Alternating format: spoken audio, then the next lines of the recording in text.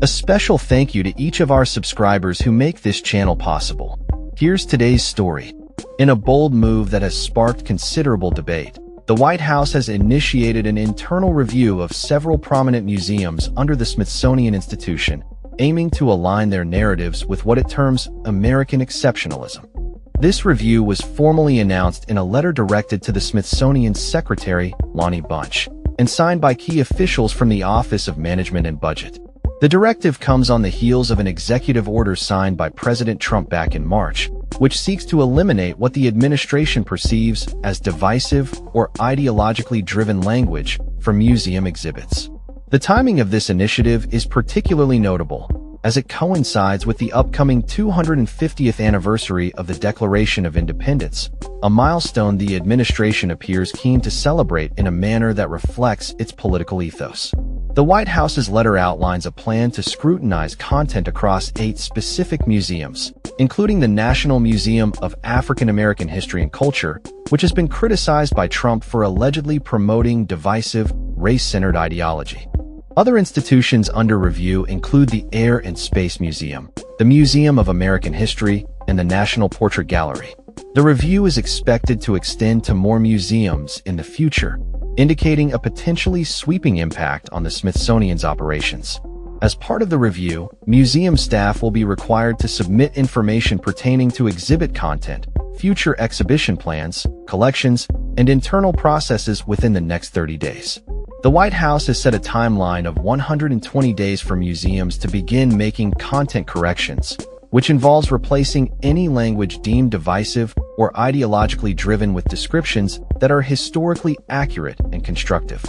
This directive has raised concerns among critics who fear that it could lead to a significant alteration of how history is presented to the public.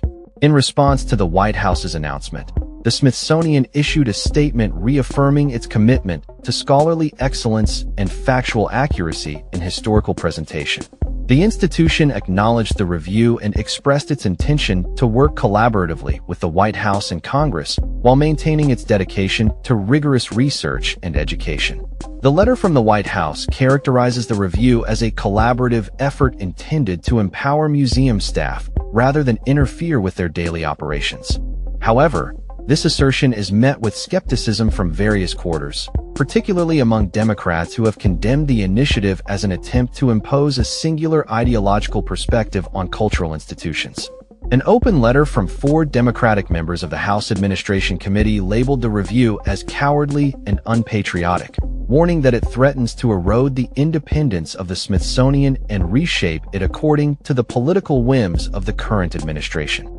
In light of these developments, there have been reports of changes already taking place within the Smithsonian. For instance, the National Museum of American History recently removed references to President Trump's impeachments, leading to accusations of censorship. The museum later clarified that this removal was temporary and that it aimed to provide a more comprehensive overview of all impeachment proceedings in U.S. history. Nonetheless, the incident has fueled further speculation about the influence of the Trump administration over museum narratives. Additionally, Trump's criticism of the Smithsonian's leadership has led to significant personnel changes, including the resignation of the director of the National Portrait Gallery, whom Trump described as highly partisan. This move has raised further questions about the autonomy of the Smithsonian and the potential for political interference in its operations. As the review unfolds, the implications for the Smithsonian and its role as a cultural institution remain uncertain. Critics warn that the push for a sanitized version of history could undermine the educational mission of these museums, which have long served as vital resources for understanding the complexities of American heritage. The outcome of this initiative will likely set a precedent for how cultural institutions navigate the intersection of politics and public history in the years to come. That's all for this story. We upload videos every day covering many different subjects, so hit that subscribe button to stay informed. Thanks for watching.